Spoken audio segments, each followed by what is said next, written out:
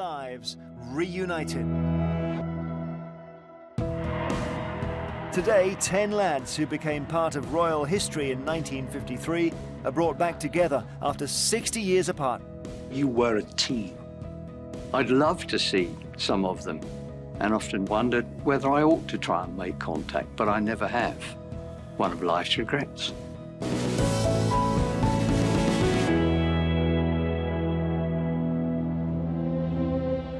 In the early 1950s, the shadow of the Second World War hung over Britain.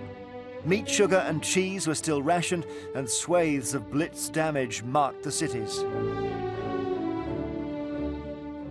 But as the nation began to rebuild itself, people started to look forward to a successful and prosperous future. And in 1953, a small group of young lads from all over the country found themselves at the centre of an event that would define modern Great Britain. I was a minor celebrity for quite a while. It was one of the highlights of my life. I didn't reflect on the historical side of it until afterwards, and then realised, yeah, you've done something pretty remarkable. Following the death of her father in 1952, preparations for Elizabeth II's coronation were soon underway. On the 2nd of June 1953, the world would witness one of the most epic events in modern history, and that required precision planning.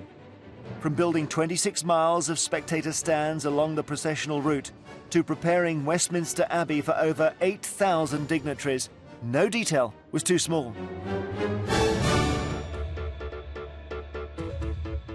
As a gift to the new monarch, it was decided a 400-strong choir would provide the service music.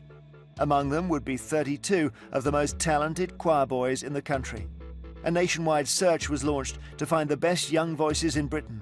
And from all over the country, lads aged between 11 and 15 were handpicked for the honour of singing for the Queen. I did feel the weight of responsibility resting on me. I realised that if I mucked this up, it could be the most embarrassing incident of my life. It was something that very few people in the past have had the opportunity to do.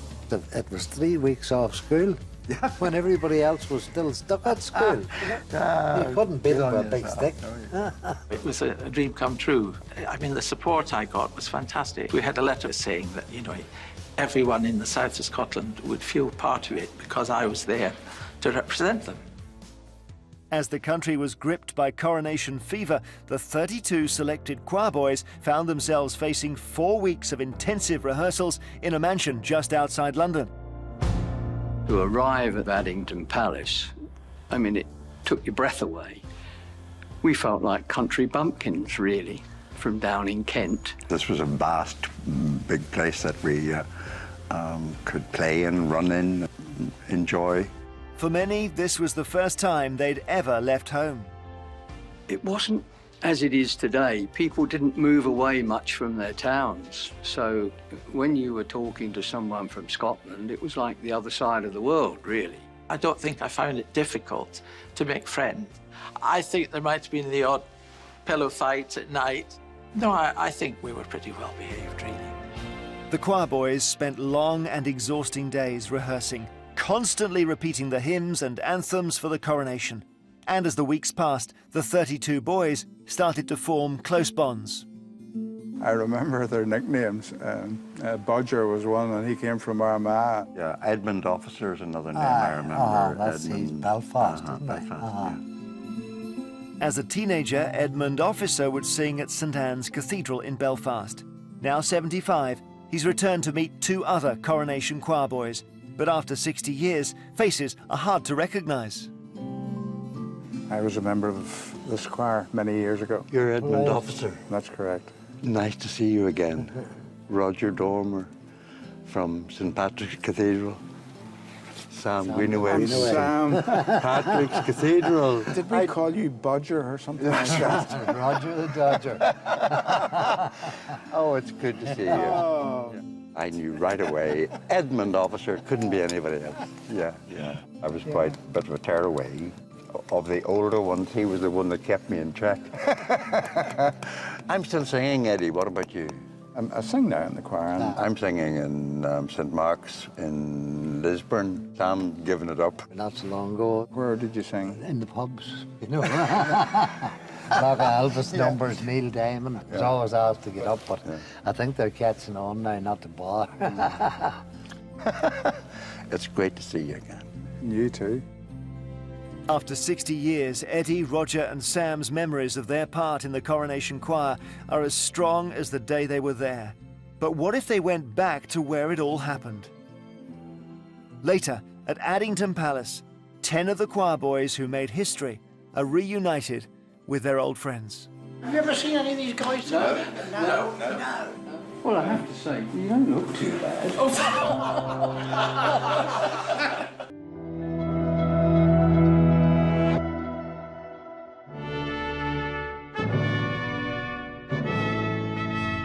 As a country, we pull together not only at times of disaster, but also during days of national celebration. After months of planning, one of the biggest days of the 20th century was just weeks away. In May 1953, London prepared for millions of spectators to line the streets, while the entire nation readied itself for the coronation of Queen Elizabeth II. But one group of lads had reserved front row seats for the service. 32 choir boys aged between 11 and 15 have been handpicked from across the country for their note-perfect voices. Sent to Addington Palace, just outside London, they were locked into 4 weeks of intense training and rehearsal. Tomorrow in the Abbey, they will join nearly 400 other choristers. You just didn't wander down to breakfast. You just didn't wander into lunch or into rehearsal. We had a strict routine. The training went on every day for an average of 5-6 hours each day. It was hard work. We went over it and over it and over it. You were a team, and no one member of the team should be out of place or sing a bit too loud. It was a fantastic feeling, something like a football team they're all playing for each other. This was to be the event of the century, and everybody wanted to be part of it. Millions gathered in front of grainy black and white televisions to watch history being made. But the choir boys were at the centre of events. Be funneled through all the various crowds as VIPs. Well, they're in the Abbey, you know, come through, let them through. And of course, all the time the excitement was building. And you knowing that I mustn't make a mistake. I've got to come in at the right moment. And all the time, the heart's pounding. Their time had come. Weeks of training, hours of rehearsals. This was the boys' moment. Being actually able to see the Queen, the future Queen, was quite overwhelming for a little boy from Scotland, you know. That was the point at which the music that we had been training for began. And when the great moment came, I was found wanting for a few seconds, because as the organ started to play and the Queen had arrived, I got a lump in my throat, I'm doing it now. And I couldn't really sing the first couple of notes, but after that it was fine.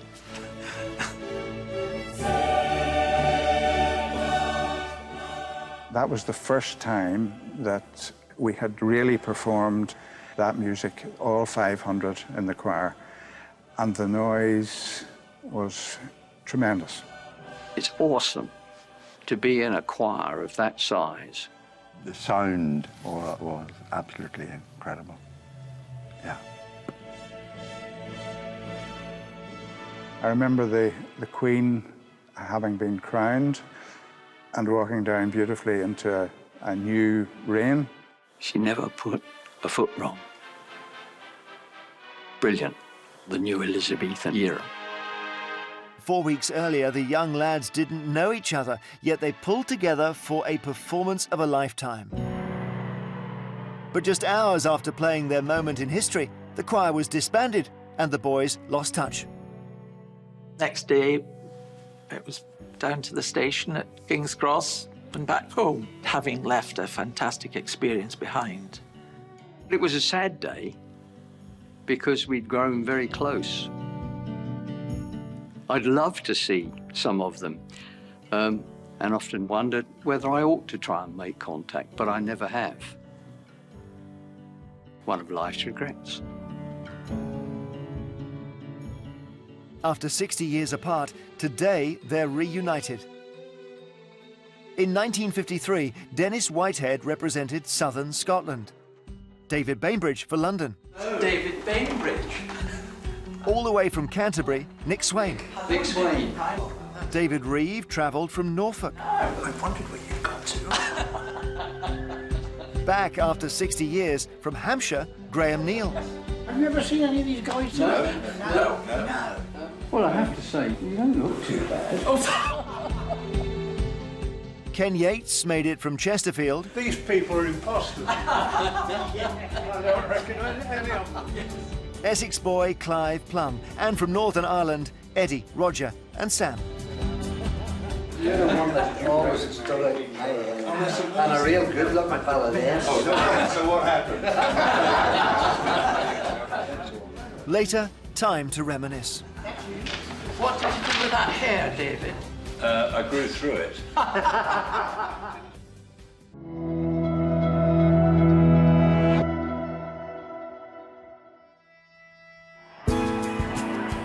June the 2nd, 1953, will be forever remembered as the day Queen Elizabeth II was crowned.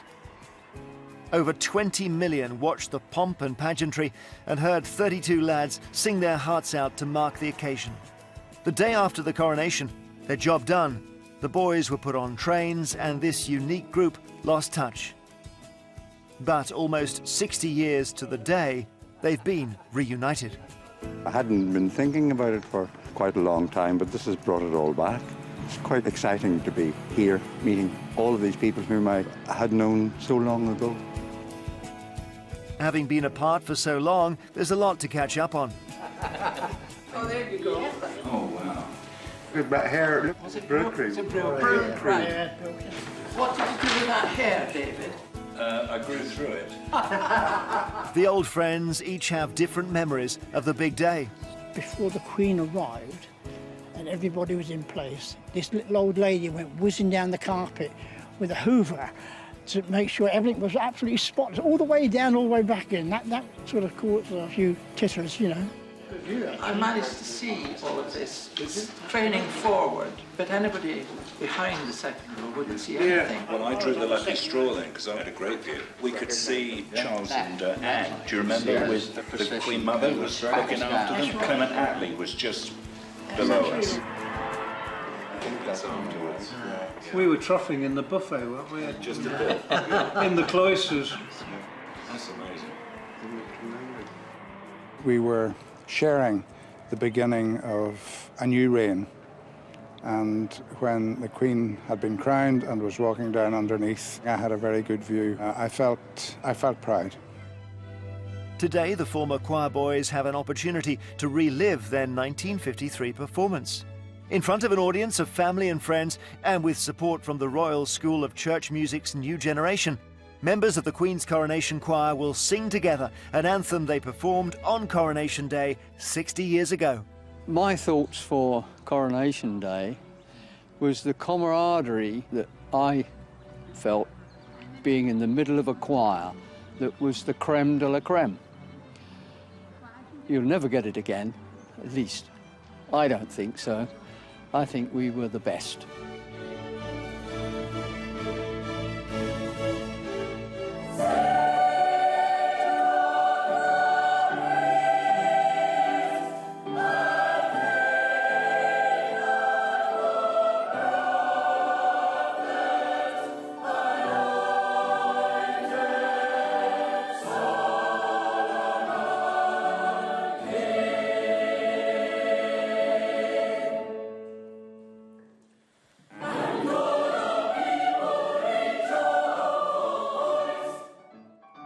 I hadn't prepared for the choke-up when the whole choir got together. That was quite extraordinary.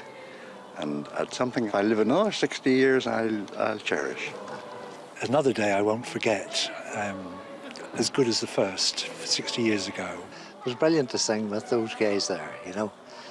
And it even felt like you were back in the Abbey because of the resonance of the sound, you know. A bit special to have these chaps from 60 years ago meeting up in this place was really marvellous. It really was. I've heard about this coronation for so many years, and to hear it sung today with him being a part of it, all I can say is it's a thrill and a wonderful day for me as well as him. It's amazing. There you go, you see. I've got a fan.